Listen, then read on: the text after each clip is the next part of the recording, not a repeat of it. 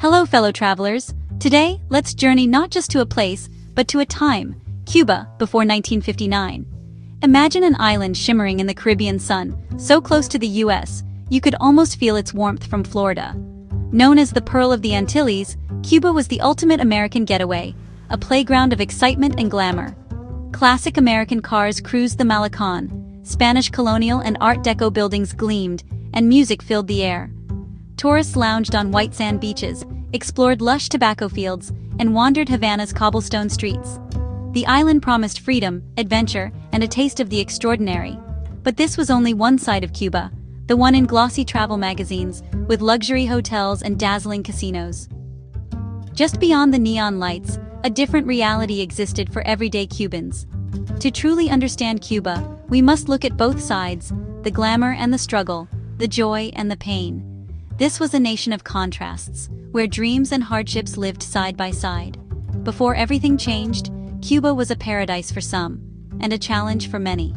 Let's explore the world that was, and the forces that would soon transform it. Havana in the 1950s pulsed with life, a city where music, color, and culture collided. Mambo, bolero, and son cubano spilled from every doorway, while legendary clubs like the Tropicana dazzled under the stars. Food was a fusion of Spanish, African, and Caribbean flavors, ropa vieja, sweet plantains, and fresh guarapo from street vendors. Nightlife was electric casinos run by American mobsters, glamorous hotels, and bars perfecting the mojito and daiquiri. Celebrities like Sinatra and Hemingway mingled with locals, adding to the city's allure. For Americans, Cuba was an accessible escape. Miami in the morning, Havana by afternoon.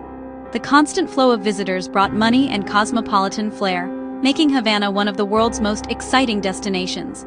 Yet, beneath the glamour, the city's rhythm was shaped by its people, their creativity, resilience, and spirit. Every meal, every song, every night out told a story of Cuba's rich, complex heritage. The city was a magnet for those seeking adventure and a taste of the extraordinary.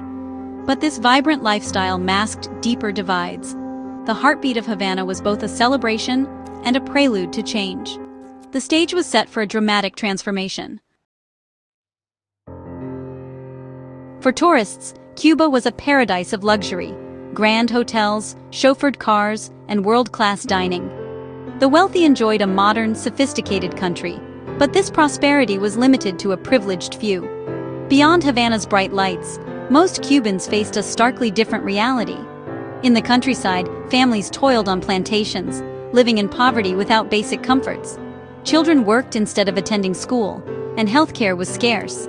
Even in Havana, inequality was impossible to ignore. Service workers catered to tourists, but couldn't share in the luxuries. The gap between rich and poor grew wider each year, fueling frustration and resentment.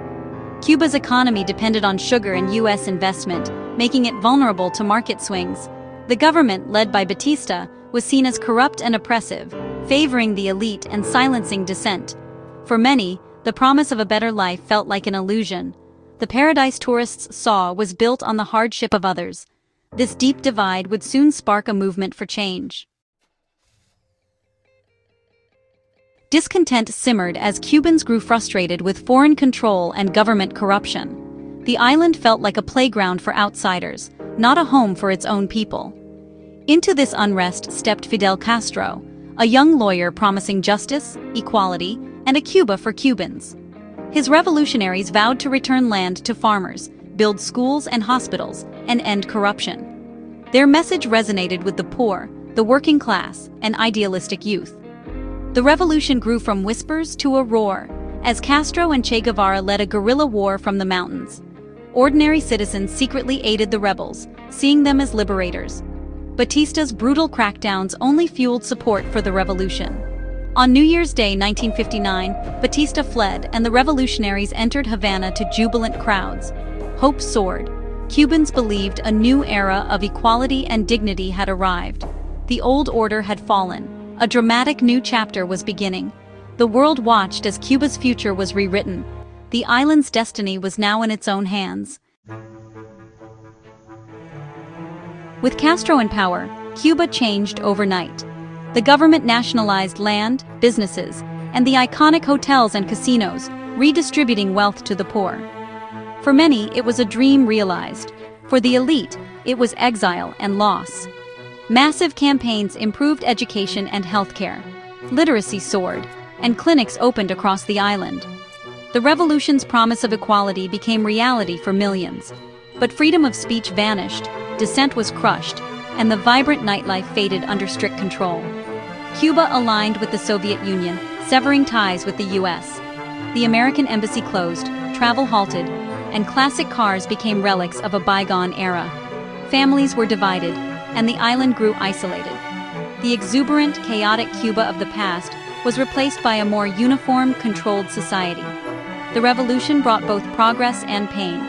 A curtain had fallen around Cuba, changing its course forever. The world watched as the island navigated its new reality. Cuba's alliance with the Soviet Union during the Cold War triggered a harsh U.S. embargo. Trade stopped, and essential goods became scarce: medicine, food, even car parts. Store shelves emptied, rationing became the norm, and daily life grew harder. The embargo touched every aspect of existence, forcing Cubans to become resourceful and inventive. When the Soviet Union collapsed in 1991, Cuba plunged into crisis, the special period. Power outages, food shortages, and fuel scarcity tested the nation's resilience. People grew food in urban gardens, bicycles replaced cars, and neighbors relied on each other for survival. Despite immense hardship, free education and healthcare endured, though strained. The Cuban spirit, creative, communal, and unbreakable, persisted. Decades of isolation forged a unique society, proud of its culture and identity. The classic cars and crumbling buildings became symbols of endurance. Through adversity, Cubans held on to their music, their hope, and their sense of self. The world outside watched, but Cuba endured. Today, Cuba's streets echo with history. Crumbling colonial facades and vintage cars recall its glamorous past. The music, art, and warmth of the people remain testaments to a culture too strong to fade. The revolution's legacy is everywhere, in doctors, teachers, and a proud public health system. Yet, hardship lingers, long lines, daily struggles, and the scars of isolation. Cuba's story is one of dreams and reality, hope and consequence. The glamour of one era was built on the hardship of another. Freedom for some meant loss for others. Understanding Cuba means embracing its contradictions and listening to all its stories. As the world's relationship with Cuba slowly changes, more travelers are rediscovering the island, not as a 1950s playground, but as a place of resilience and complexity. The Cuban journey is far from over. Its people continue to navigate a unique path, carrying lessons from the past. For visitors, Cuba offers a chance to witness a story of endurance, beauty, and hope. The island's spirit endures, inviting us to listen, learn, and reflect. This is Cuba, a land of echoes, resilience, and unbreakable hope.